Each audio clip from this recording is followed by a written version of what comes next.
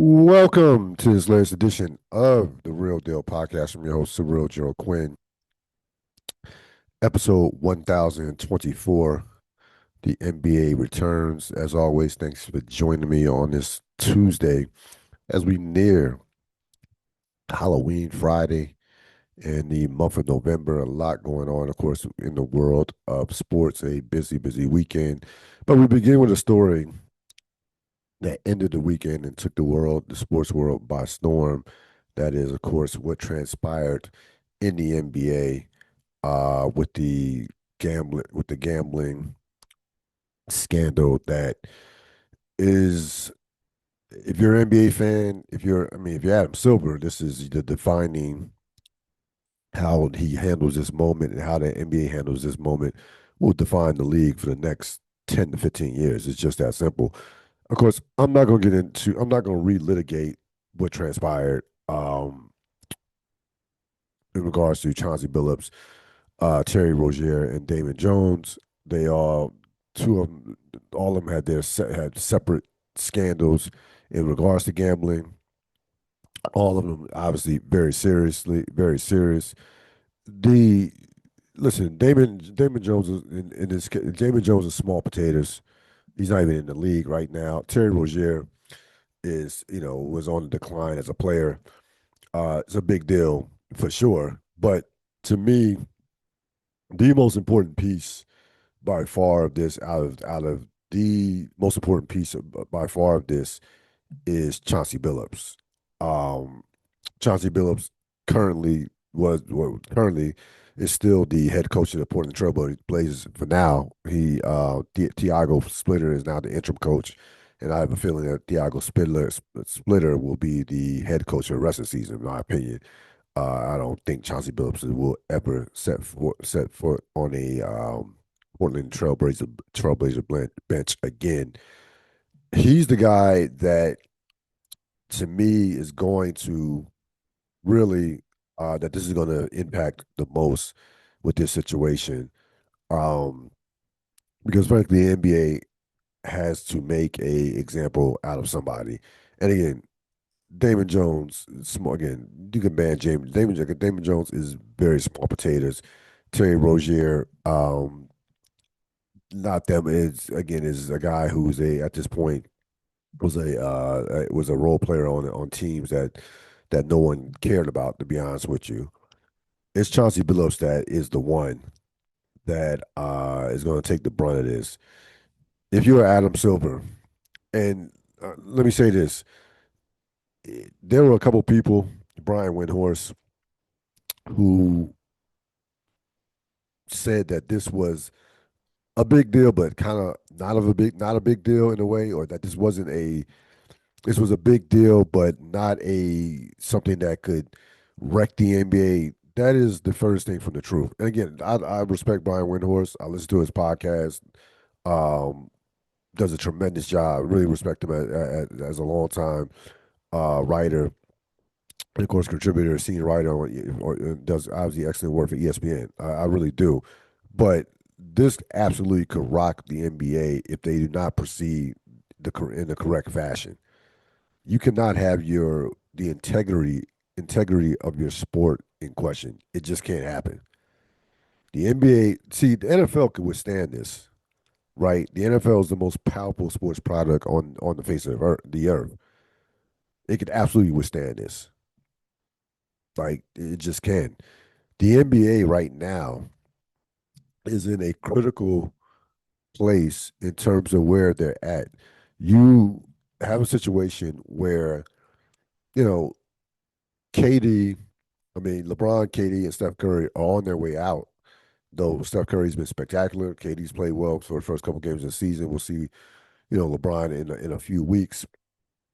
But those guys are on their way out. This is a trend. This is one of the most important uh, transitional phases of the NBA, I say, since Michael Jordan retired the second time after they won the '98 finals. I really think is that critical for the NBA. You have a possible transcendent, once in a generation star who's become absolute must-see TV every night in Victor Wembanyama, and you have a bunch of young talent, and you have, frankly, a to me, a great on-the-court product. You have a possible, maybe possible budding dynasty in Oklahoma City. There's some potential for the NBA to survive this, but Adam Silver and his days as the players commissioner, those days have to be over. Those days have to be over if you are if you're the NBA and for this league to move forward and to get past this. Now again, players are going to gamble. Like in all sports, gambling, like there's more money in sports now than there's ever been. NBA players are making on average $11.8 million a year. So the guy that's on the bench that doesn't get in, that guy is making that guy's probably is making close. His chances are that he's guys making double figures, and is making over close to $12 million a year. There's a ton of money. Players are going to gamble. Players have always gambled. Um, it was back in the day. It was Michael Jordan, Charles Barkley's guys like that. Now a lot of these guys gamble. So it's not even about big stars anymore. It's just like players are going to gamble. The NBA is going to get paid off the gambling. And Jalen Brown mentioned something about protection for the players, and I hear what he's saying. But guess what? You know what the protection for the players is fucking common sense. Like it's not the risk versus reward is just not worth it. Especially if you look at these cases, it's like these guys would just. And Barkley mentioned it last week, and I know Kenny Smith tried to mix the whole, hey, he said, gambling's an addiction. But Barkley was right. It's fucking stupid. Like this was dumb. If this is true, and again, at this point, this is all alleged. If this is true, these players were dumb, especially Billups and Rozier. Like, you're Chauncey Billups. You just signed a contract extension, I believe, last summer 2024. You have a young team. There you have a franchise that was going to be patient with you. You just got into the Hall of Fame. You're one of the most respected, Finals MVP. You're one of the most respected players, people around the league. Everybody speaks highly of the character of Chauncey Billups. You have to ask the question, why? And again, this stuff is still coming out. Information is still coming out as we speak. But you're Adam Silver. You have to send a message. And to me, the first message that has to be sent is none of these guys, if this is true, none of these guys ever will see the NBA like team or be a part of the NBA ever again. That's automatic. And to be honest with you, I don't be surprised if Chauncey Billups gets stripped of being a Hall of Famer. Do not that is absolutely on the table. It doesn't matter whether you think it's fair or not. That's not the point here. The NBA has to send a message. They have to send a clear and distinct message. Again, they have a couple things going for them. You just had a historic first week of basketball. Some great basketball. Some just off the chart performances from great players, from legendary players, from current dominant players, all across the board. Your ratings for the first week were sky high. I mean, the opening night, NBC's opening night doubleheader was the highest it's been in 15 years. And to be honest with you, as you compare those numbers were higher than last year's Christmas games and doubled almost and basically doubled TNT's opening night from 2025. So there's some things to build from if you're the NBA. You have a guy in Victor Wembanyama that again is you want to see him play every night he plays. He's that great right now. He's playing at that high of a level, high of a level. We'll get to him soon in a minute. Adam Silver has to for at least forever how long this plays out. He has to somewhat channel his inner David Stern. Again, I know Adam Silver has been the players commissioner. He's been pro players. Everybody players love Adam Silver. He's the antithesis of David Stern. I get it. I didn't, David Stern. I was a fan of David Stern, but not towards the end. David Stern, ran it was like almost tyrannical in terms of how he ran the league, but he did it. There was a method to it, a method to his madness. Adam Silver has to that part of Adam Silver is somewhere there. It's somewhere in there in his heart, and is somewhere he has to pull that out and become in this particular situation. You have to protect your league, the integrity of your league at all costs. I look at how the NBA handled this. You have a 2-year investigation with Terry Rozier. Nothing comes out of it. Uh, where they made a mistake is not using exhausting resources um, to punish Rozier, and simply going to the FBI would have been one, or asking for the FBI for resources. To be honest with you, and the NBA has those type of resources to where they can call in the FBI if need be. And when it comes to gambling, you cannot fuck around with this. They can't have. Listen, there have been already a number. I've heard these conspiracy theories in the NBA since forever. You can go back to the Ewing draft night in '84, the hot envelope, not in '84, '85, the hot envelope. All these conspiracy theories, the Tim Donaghy, the Lakers Kings 2002 series, um, back in the day. So all these conspiracy theories, like people thinking the games are fixed anyway. Yeah, the NBA is already, the finals have already been decided, and this has already been decided, and the scripted and all this other bullshit. So it doesn't. We live in a conspiracy theory society as is, without evidence or proof. So when you have something like this, it's going to people are not going to believe your sport. Now, here's again, there's some light at the end. There could be some possible light at the end of this tunnel, because just because something we live in a toxic society, we like salaciousness, we like drama, we like bullshit. We live. That's just where we are right now. That's why we have this Neanderthal in office right now as the 47th president. So we do live in a society that likes this type of shit. And I don't think I don't think that people are going to stop watching the game, but it's just going to be the narrative of the game that certainly gets affected. I don't think people are going to if the on the court product is at a high level, and right now it is at a super high level with what we've seen in this opening week. I still think again the potential of the product to grow and get past this is there. But right now, again, Adam Stern, not Adam Stern. Well, he should become Davis. He should become a Stern. Adam Silver, the ball's in his court. Like he has to step up in a major way. Um, and again, obviously, the punishment, these players are going to be done. None of these players will see the light of day in the NBA. But even beyond that, with the marketing, with the they're trying to shift the narrative off this. This is where like I'll be honest with you. People might not like what might not like what I say this based off your political views, but I'm telling you, Adam Stern, they got to move like some Republicans, man. They got to move like Republicans controlling the media narratives, like, as they do, which won Trump the election or helped win Trump the election.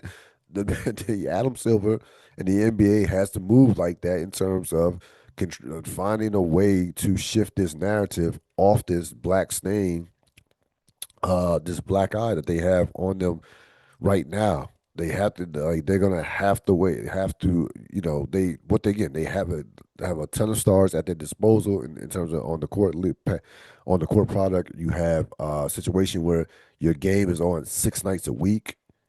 You have coast to coast action tonight with a doubleheader. So you have a lot of things going for you. You have the ammunition to do so, but this is going to take Adam Silver to really be uncomfortable with the type of commission that he has been up until this point. The Donald Sterling shit is not even comparable to this. LeBron James, in essence, got rid of Donald Sterling when he made the statement he's not right for our league. He gave Adam Silver the battery pack to basically banned Donald Sterling. That was easy. Compared to this, that was peanuts. That was light work. This will be the defining moment of the Adam Silver era moving forward without question.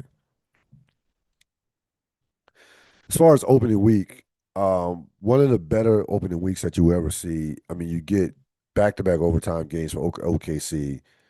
You get two. You get so many great individual performances. Luka, first two games, 46 points a game, but of course, to vintage Luka from that standpoint. But of course, he's injured right now, out for at least a week. I mean, you got Lauri Markkanen dropping 51. You got Austin Reeves is averaging like 33 points a game, something like that, and had 51 he scored 50 in a game. Um, but the two guys that clearly have been the best players over these this 3 or 4 games period have been Wembanyama and Giannis. Now, in regards to Wembanyama, you look at you can look at his numbers, right? And you see 33 points, 57% from the field, third, 6 blocks, and just absolutely just toying with his opponents. What he did to Anthony Davis was just like he made Anthony Davis look like a look. I mean, Anthony Davis is one of the best defensive players in the league. Has been a generational defensive talent, and he was toying with Anthony Davis in that game last Wednesday. Here's the key numbers for Wembanyama. Give you two key numbers: 13.3 rebounds. Okay, well, three key numbers: 13.3 rebounds, right? 10 free throw attempts a game. Now he's only shooting 73%, which is low for him. Those are the numbers: 10 and 13.3. Look at that compared to his 3-point attempts. He's only attempting just under 4 3-pointers a game, shooting 36%. That, I told you last year with Wembanyama, when he decided to shift his game into the paint and start getting to the line, it was over. He's clearly gotten stronger. I don't know how much weight he's put on, but he's definitely gotten stronger physically. And he has been in an attack mode from the start of the season up until since the season started. Even in the preseason, he was in attack mode. There's no defending that guy. That guy is 7'6" with skill, can still shoot the ball from unlimited range. The footwork, the what he of course he went out and he worked out with Hakeem Olajuwon over the summer. This guy wants to be the greatest basketball player of all time. He has that in him right now as far as the mindset, the attitude. You look at the work. This is what these are what the greats do. Forget about generational talents. These are what the immortal athletes, the iconic athletes do. It's one thing about working on your game. What I love about what he did, he worked on himself as a man. Let me work on. Yes, I'm gonna do my work with Akeem. I'm gonna do my weight work. I'm gonna go train physically. You know, physically, I'm going to train with the Shaolin monks. This guy was playing chess. This guy was talking to veteran players, talking to Kevin Garnett. He was working on his mind. He was working on his mental. He's working on himself, challenging himself as a human being. That is where he will separate himself from everybody else. Beyond the physical, beyond the athleticism, we know he's a superior athlete. This dude is different from that standpoint. That's why he will be a unquestionably, if he stays healthy, of course, a championship player in this league, without question. Of course, you look at what Giannis is doing, and Giannis, he's gotten to a point where I we absolutely take him for granted. I mean, Milwaukee, of course, is not a big market. 36 points, 16 rebounds, 7 assists, 68% from the field. Um, again, key numbers. When you look at Giannis, and by the way, key numbers with Giannis: 16 rebounds, almost 12 free throw attempts a game, only two 3-point attempts a game, only two. He's only attempted for the season. He's only taken six 3-point shots in 3 games, and I don't listen. I think Milwaukee is a solid team. I don't view Milwaukee as a contender. I know there are some thoughts out there that if if Cleveland or New York falls or injury happens, something like that, that Milwaukee could possibly pick up the pieces in the Eastern Conference. I don't believe that with this current roster. I just don't trust the. I don't think the roster is strong enough. They will obviously make the playoffs. But again, you cannot take what this guy is doing for granted. I don't think he gets enough credit for his basketball IQ. He is not somebody that is just using sheer athleticism to overwhelm people, overwhelm his opponents. That's not what he's yes, he's still a superior athlete. He still finishes on the break as well as anybody in the league. He still lives in the paint. He's doing all that stuff. But this guy is an above average passer. He does not force his offense. He waits for the game to come to him. The basketball IQ, I don't believe that Giannis's game is going to fall off that dramatically once his athleticism starts to fade. I really don't. I think he's that type of player that will find another way to attack that will evolve in other ways in terms of his game. He's too smart of a player and he's too hard of a work, too much pride as far as his work ethic. This guy is going to add to his game. Like that's all there's to it. He's going to add to his game. And again, he can get to the rim anytime he wants to. He's going to live in the paint.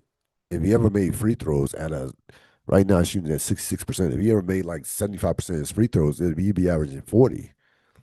But again, the question, and we discussed this maybe I think last podcast, I believe last week or the week before last, will he end up with the Bucks? I will see. Will he end up staying with the Bucks for the rest of the season? I would probably lean towards yes, but right now he and those two guys were absolutely worthy of being players of the week. Just tearing the NBA up. Um, Lakers, you gotta be annoyed with Luka's injury. Uh, he gets in this incredible shape, comes out basically 46-11, and some like was averaging 46-11, I think 8.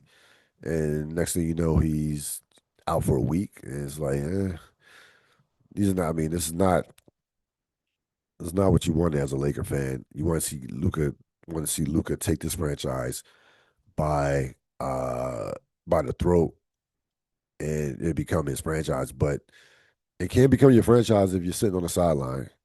And you can say all you want about LeBron James. LeBron James, his first 15 years, and I saw this last week. LeBron James played an average of 76 games a year his first 15 years of his career. So put that in perspective. Now, again, as he's gotten older, he's good to miss 15 to 20 games a year, but like, the guy's 40 now, will be 41 in December. But his first 15 years, he didn't miss any games. He's an Iron Man. He did not miss any games hardly. So you can say what you want about LeBron. When he was in his prime, physically availability was nowhere near being the issue. Also, a couple things that jumped out. I love this new six backcourt combination with Benchcom and of course Tyrone Maxey. Again, there's nothing they could do with the NBA contract. We know that it's unfortunate if you're a Sixer fan, but you're stuck with that contract. Is one of the worst contracts in the NBA. But there is, in the words of the late Mari Schottenheimer, there's a gleam. There's a gleam when you have a backcourt that's 24 and under. in essence, and both seemingly complement each other very well. And again, a lot of fun to watch. Those guys are going to be, those guys are tough. They're going to battle night in, night out. But again, you're stuck with just two bad contracts. I mean, the Paul George contract pales in comparisons to the Embiid contract because I actually think you could move Paul George. Yeah, Embiid is just, it's like, good luck. Like, that's just one that you just going to have to live with and just hope and pray for the best if you're a Sixer that he can stay, actually somewhat stay on the floor. Um, Also, I mean, listen, Oklahoma City is going to be Oklahoma City. Um, I, I'm not going to overreact to Boston with a slow start. That team is nowhere. They're not even close to being the same team, even beyond the Jason Tatum injury. We knew that team was going to struggle to be 500 this season. But the big thing for you, if you're the NBA, you have every night there's going to be a superstar or superstar caliber player playing.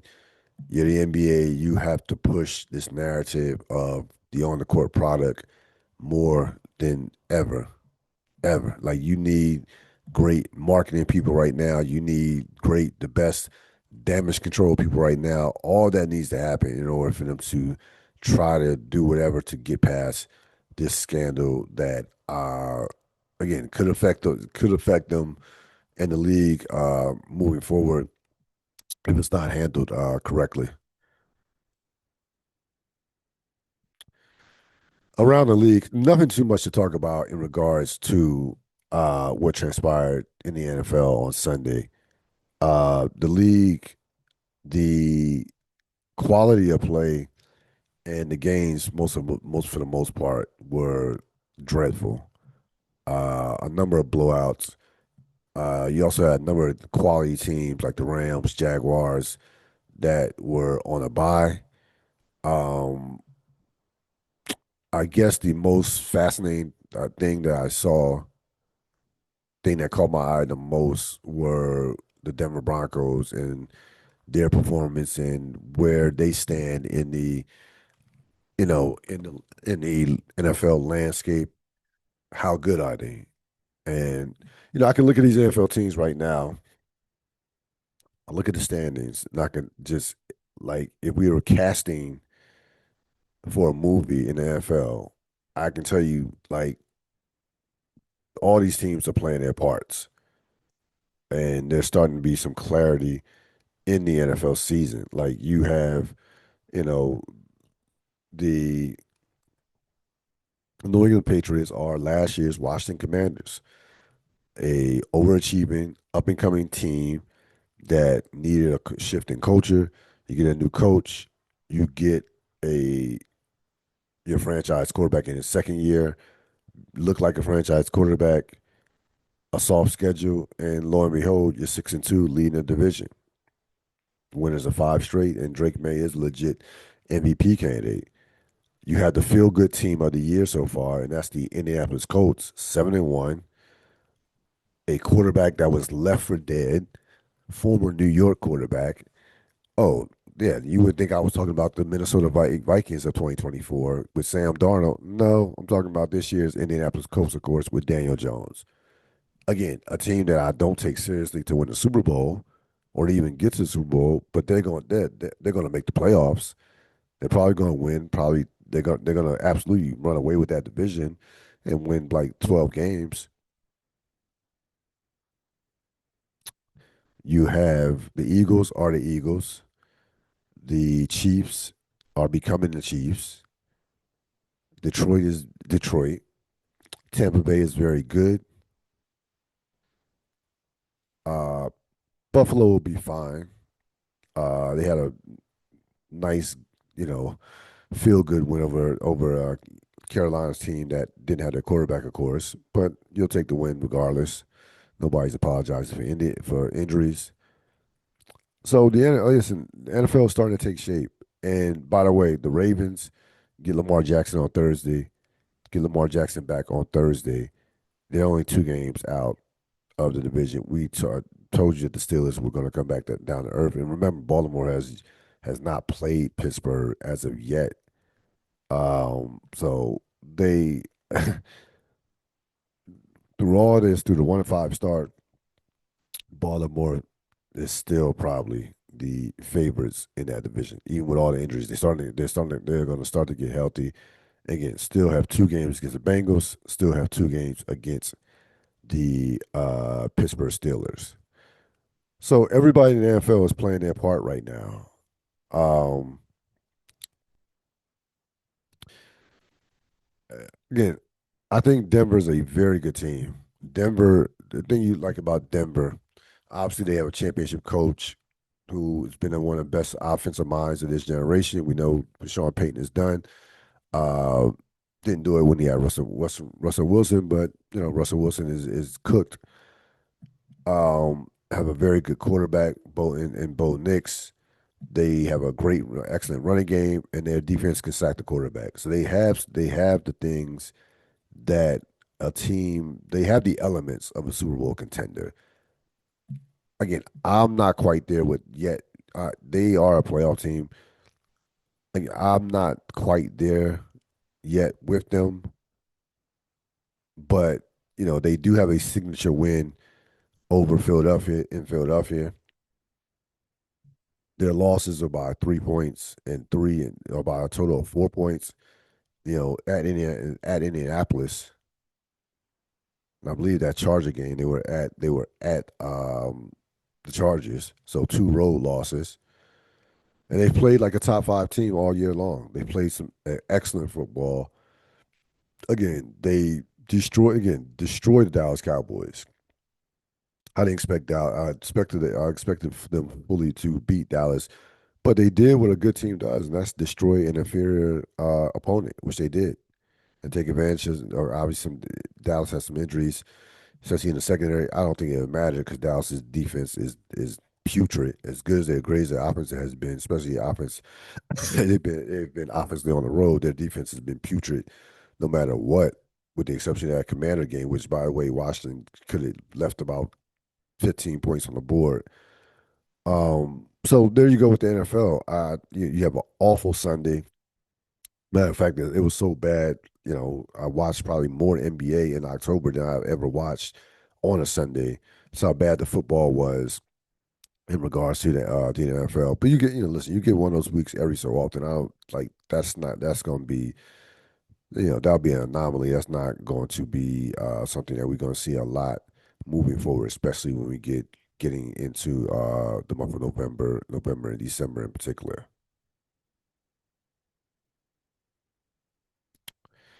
Game of the week, of course. This was easy to me. Nothing stood out in college football or the NFL. So the game of the week had to be what transpired last night with the Dodgers winning a all-time classic 6-5 over Toronto over the Toronto Blue Jays.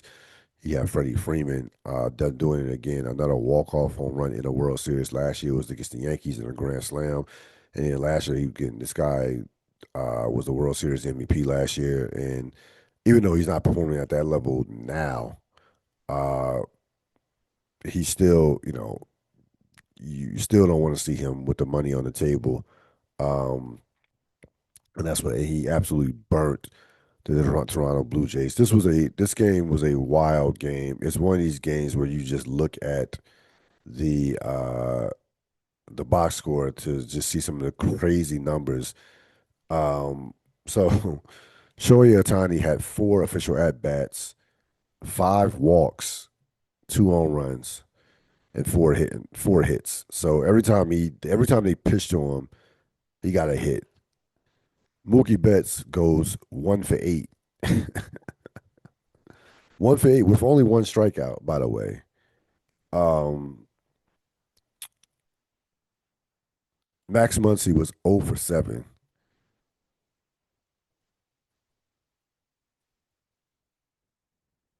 You have Tescar Tescar Hernandez continue his clutch hitting. He goes 4 for 8. Looking at the Blue Jays, Vladimir Guerrero still's batting 414 in the World Series, and he still, had two hits. Uh, so it was just some wild numbers all around for 18 in the game. The biggest spot in the game to me was the out that Clayton Kershaw got. That might have been the last. It came, and I believe it came in.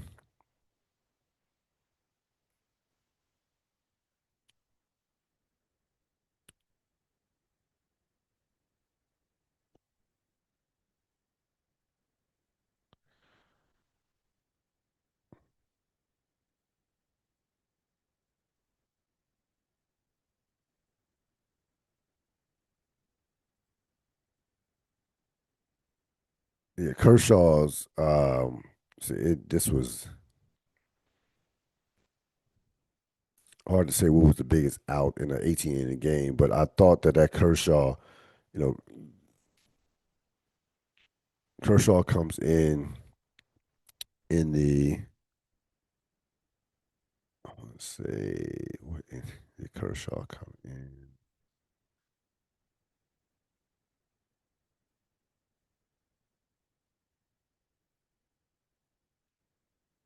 That's what happens when you have an 18 inning game. Forget the inning that Kershaw came in, but Kershaw got a couple of big outs. Um, and the reason I bring it up, it might have been the last, great moment of a obviously soon to be Hall of Fame career. So that stood out. But again, this was Freddie Freeman's night um, at Dodger Stadium. He goes out there and plays and goes out there and is the hero. Normally, these types of games, when you like the great thing about baseball is when you do lose a game like this, um, you play next day.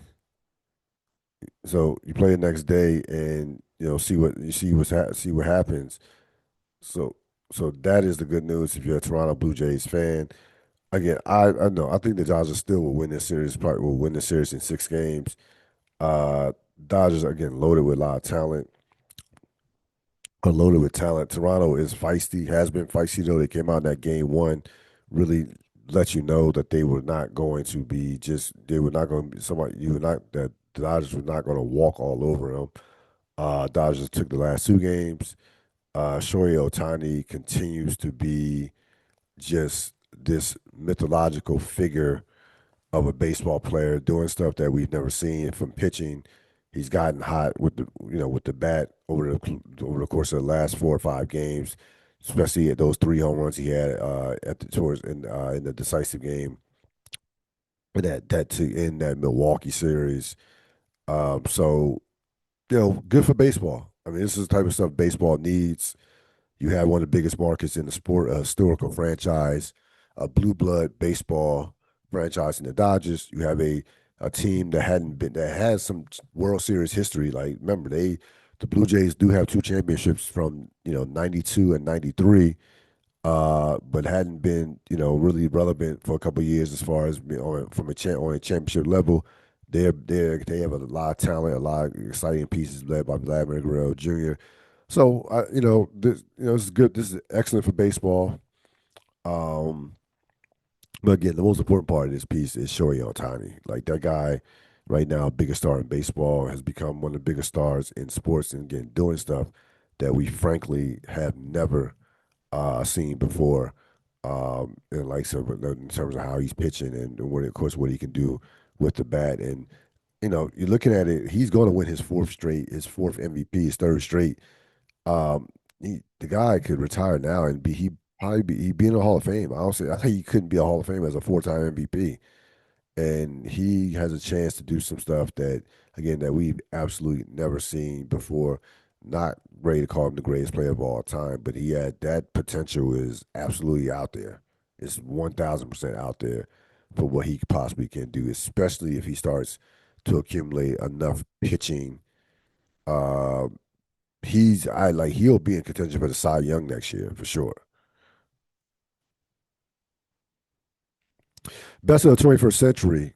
Since the NBA season Let's come back. I One of the more forgotten series that I think people will look back and be like, man, that was it's actually an excellent series, but certainly should not have been a forgotten playoff appearance, championship appearance and finals and postseason run. Giannis Antetokounmpo, 50 points, led Milwaukee to his first NBA championship in 2021. Again, this is when the playoffs got pushed back. It were played in July. You look at that, look at that postseason.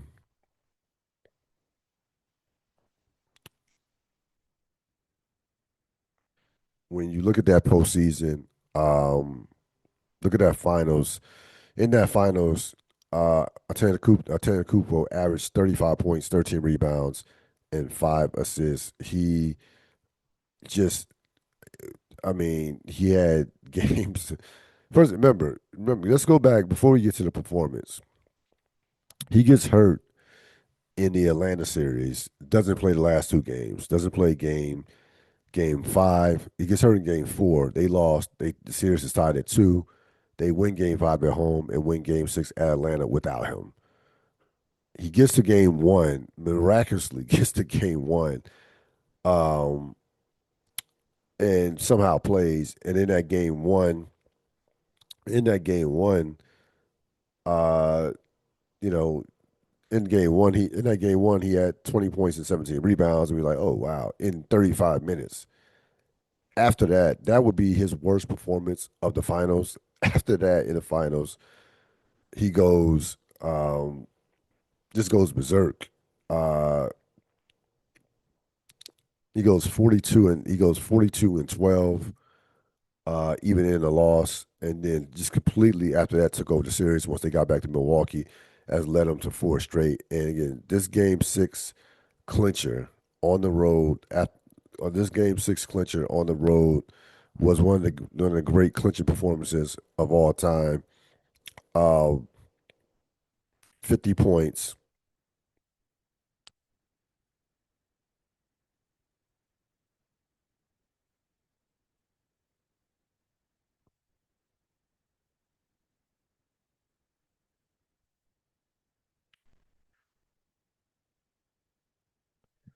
Yeah, he goes 50 points, 14 rebounds, five block shots, makes 17 and 19 from the free throw line, 16 and 25 from the field. Um, just the next closest guy had Chris Middleton had 17 points. So this was all about Giannis in this game. They win. They pull away late in the fourth quarter after the game was tied. After three quarters, they pull away late in the fourth quarter. Um, Again, I don't think this. Unfortunately, um, this championship kind of doesn't get talked about as the way it should, considering a lot of people believe that a lot of people there are people out there that don't believe that they were the best team. That you know Brooklyn was healthy. Maybe Brooklyn was healthy, they would have beat them. I listen. Injuries are injuries. I we I understand that Brooklyn team was loaded. When that Brooklyn team was healthy, they were unstoppable when they were healthy. But again, we're dealing with Kyrie Irving. James Harden at that point was starting to break down. Was starting to break down. Um, so that was that, and that Brooklyn thing fell apart quickly. Uh, he went through Kevin Durant, Chris Paul, Devin Booker, um, and to win a championship, it was the equivalent of what Dirk Nowitzki did in 2011. Now the run was not he played. I thought he played at a higher level than Dirk did during that playoff run. But I thought Dirk goes through the Lakers, OKC, goes through everybody, and caps it off going through LeBron. So Dirk's run was in terms of the level of competition. Dirk's run was stronger. But as far as a individual leading a team to a championship, that hadn't won. They hadn't won since '71 when Kareem and Oscar were there. Oscar was there, and doing it without teaming up with another superstar. They were a very good team. And remember the disappointments that this team had. They blow the 2 games to nothing lead against Toronto, lose 4 straight. Kawhi outplays Giannis. They get embarrassed in 2020 in the bubble to Miami. Now again, that was some strange shit was happening in the bubble that year. Everybody was making shots. Lakers won that championship, but who knows how that plays out if they if we had a regular playoffs. I don't know. I'm not gonna sit up here and say who wouldn't have won. Lakers wouldn't have won. I don't know. But those were 2 years where they were legit championship contenders. 2021 felt like it was either now or never, and Giannis took it and carried his team and to that elevated his status forever. Now again, 4 years later, now still seeking a second title, but you go out there and you go out there and you win a championship without another superstar player. That's saying a lot. Again, caught the Eastern Conference at the right time. Brooklyn broke down. The Sixers were the Sixers. Atlanta was a absolute overachieving team, as they haven't been the same since.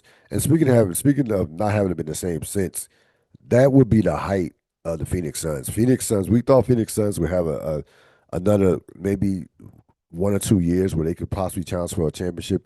Not the case. Phoenix the next year would get absolutely embarrassed in Game 7 at home to the Dallas Mavericks, and Phoenix has not been heard from since that 2021 finals as far as being a championship contender. Now I know, um, yeah, no, they have not been a factor since.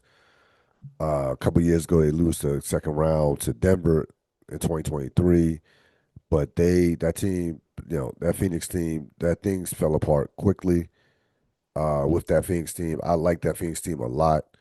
That's probably was Chris Paul's last great year.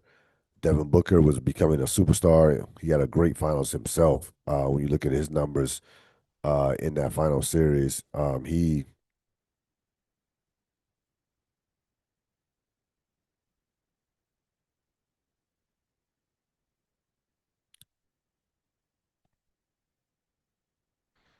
Booker in that series was 28, averaged about 28 on 45% shooting. Had a couple of 40-point games in that series. Was probably was the second best player in that series. I know Milton had a couple good games, but Booker had an excellent series for the most part. Very closely contested series. Um, Again, one of those series that those last 2 games, the game 5, the Drew Holiday steal, the Giannis alley oop, the near comeback by Phoenix, the game, and then game 6 was an excellent game. That series was it was a fun series to watch. It wasn't. I'm not gonna call it a classic. Not gonna go that far, but that was a fun series. One of those series that probably is gonna get lost in time. But just an off the charts performance by one Giannis Antetokounmpo. Gets best of the 21st century, 2021 NBA Finals. Who won the week? Freddie Freeman. Again, back to back World Series, where he's gone, where he has where he's had a walk off home run. Of course, again, last year he was the World Series MVP. This year he caps off a 18 inning game, the longest in the history of the World Series, with another clutch home run. Real thoughts. As I thought that I had. Hold on. So real thoughts. We're gonna talk some. We will talk a little bit about college football. So forget about the games for a second for college football. The game there was one result that mattered in college football, and that was what transpired in LSU as the Bayou Bengals just got embarrassed um, by the Texas by the Aggies 45-21. This, of course, led to the next day the firing of one Brian Kelly. Um, Kelly leaves LSU with no championships, no national championships. Remember, the three coaches that preceded him all at least won one championship. Um, Ordron, Les Miles, and Nick Saban. Um, you look at LSU as a football program. Of course, they're gonna have a $53 million buyout. I told you these colleges do not care about buying these coaches out. These colleges don't. When they want you out, it's a wrap. It's over. When they want you gone, you are gone. They don't care about these buyouts. Um, Here's the bottom line to me. Brian Kelly was a very good coach. I have no problem with him being fired. Um, Especially if you don't believe that he was going to be a guy that was going to take you into the future. LSU spent a lot on that roster, $18 million. They had one of the best uh, recruiting states in the country. Keep this in mind, LSU since 2016 has produced 68 NFL draft picks. 68. Um, only what? Only, and you talk about the amount of you talk about the quality of recruiting in terms of the states. Only Texas, Florida, Georgia, and California had uh has had more like in terms of recruiting, in terms of NFL draft picks. Only those states have produced more NFL players. So Texas, Florida, Georgia, and California. So when there is in terms of per capita per person, LSU is a top recruiting state. You can win at LSU. It's been proven. That's a great job. Again, I think Brian Kelly. I look at Brian Kelly and what I see. And by the way, everybody's killing Brian Kelly now. I didn't hear this stuff when he was hired. I did not hear this type of talk when he was hired. This talk wasn't a fit, wasn't a fit for the SEC school and his personality and so on and so on. Here's what I say: as I gotten older, I've been in education for now. This is my 23rd year in education. Obviously, I followed sports my entire life. It's amazing to me that coaching and teaching really have become like not exactly the same, but the skill sets that you have to have are there are some similar skill sets that you have to have in 2025 in coaching and teaching that did not apply 10 to 15 to 20 years ago. It's not just about if you're a coach X's and O's or if you're a teacher lesson plans and what have you preparation. All that stuff will always matter. The big piece of this, and I understand the NIL for coaching, transfer portal, all that's nice. But the most important piece, and I will say this for teaching as well, is how well do you connect from on a human side with your players as a coach, with your students as a teacher. If you don't connect on a human side with your players or your students, you have no chance in 2025. No chance. You just don't. Again, you can go out there, have the greatest lesson plans, have the most structured, organized class of all time. If those students and those players don't believe that you care about them as people, it's not going to work out. And you heard a lot about Brian Kelly, had kind of like this arrogant, smug attitude. Remember, in the preseason, he's talking about we're taking receipts. See you at the national championship. Like, Brian, you're coming off of what? And looking at his record, like, his LSU record is was was was very good. It wasn't like that when you look at his LSU record. He's 34-14 for his 4 years at LSU. Doesn't even finish this year. So basically 3.5 years, 34-14, 19-10 in the SEC. Um, Last year it doesn't finish ranked. His highest ranking was 12 in 2023. Um, that's of course the 2023 year was the Jaden Daniels year when Jaden Daniels was the Heisman Trophy winner and ended up being the number two pick in the draft. That was the high point of his LSU tenure. And I think that, I think with Brian Kelly, I just didn't see a guy that to me connected with his players. I didn't see his players running through walls for him. Obviously, there were some issues from an offensive standpoint this year. They didn't score more than 25 points, which is almost impossible in today's college football game. Like college football at a school like LSU, like 20, you can't score more than 25 points a game. I mean, they were ranked like nationally. I think they were ranked like 83rd amongst FBS teams. That's not going to win it, especially in the SEC.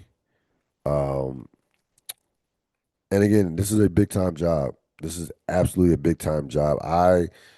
Uh, this to me, I think that's right there with Florida. I think I might take this over the Florida job, to be honest with you. I might listen, they've won more recently than Florida has. Florida has not won a championship since Urban Meyer. You gotta go back. It's been a long time um since Florida won a national championship. You're talking about 2008? Yeah, 2008. So LSU has won a championship. Their last championship was the 2019. 6 years ago. But you can win at LSU. You absolutely can win at that school. Um, and you're gonna hear talk about Lane Kiffin. Don't keep your eye on Joe Brady too.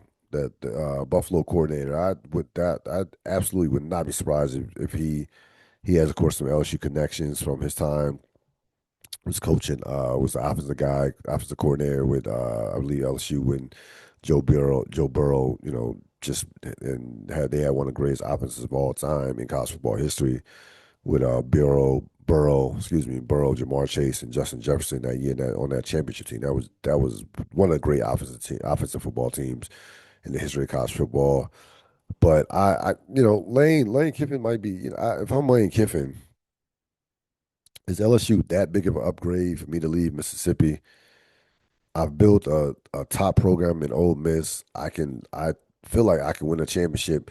I feel like winning a championship in Ole Miss would mean more than winning a championship in LSU. Like you go to LSU, you have to win a championship if you're Ole Miss. If you're Lane Kiffin, like they're not accepting 10-3, 11-2. No, you're gonna have to win a championship. If you're at Ole Miss, I don't think Lane Kiffin has to win a championship. If they're making the playoffs every year and they're competitive, I think that's fine. They end with a couple of playoff games, get to a semifinal. I don't think he has to win a national championship at Ole Miss. I mean, if he goes to LSU, he's gonna have to win a championship. So I don't know if it's even worth it for Lane Kiffin to leave Ole Miss and go to LSU. But the bottom line is they're going this. You look at the college football season. The thing that's been one of the defining things about the college football season outside the unpredictability. All these coaches are they're these universities are treating these coaches like socks. It does not take a lot to get fired. Um, there are more jobs that are going to be open. There are like 8 right now in the FBS. Florida State will be open, and you got Florida State, Virginia Tech, Florida, uh, LSU. Who knows? With I don't think USC will be open. Sarkeesian, I don't see Sarkeesian leaving Texas. To be honest with you, I don't think he's going to the NFL. I just don't think I don't think he's going to the NFL. To be honest with you, I don't think the NFL team would want him to be uh, would want him. But there's never been more pressure on these coaches to win than there is right now with the way the sport is going. And again, if you can't evolve, it's a wrap. It's over. It's absolutely over if you can't evolve to the times that we're in terms of college football, in terms of where the landscape of college football. You have to be a coach that connects with their players along with the business side of the NIL and understanding transfer portal. And you can't go like there has to be a balance. Like we've seen what it looks like for a team to be built around the transfer portal. That hasn't worked for Florida State. It hasn't worked for Colorado. Colorado has had one good year. Florida State has had one good year. Overall, those two teams have been massively disappointing, especially Florida State, because they have more resources than Colorado, a lot more. And they won a championship and 2013 compared to Colorado, who hadn't won one since 1991. So Colorado, Deion took over one of the worst programs in college football.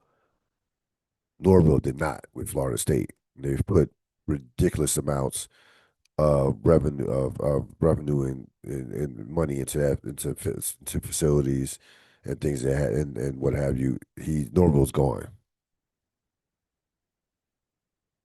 Again, you can spend all the money in the world and it still don't equate if you can't, yeah, if you still gotta have some X's and O's, like or you still have some type of recruiting base. So you're a college football coach right now. You similar to a teacher, you are managing a lot of hats. Teaching is just not enough. Gotta be an amateur psychiatrist.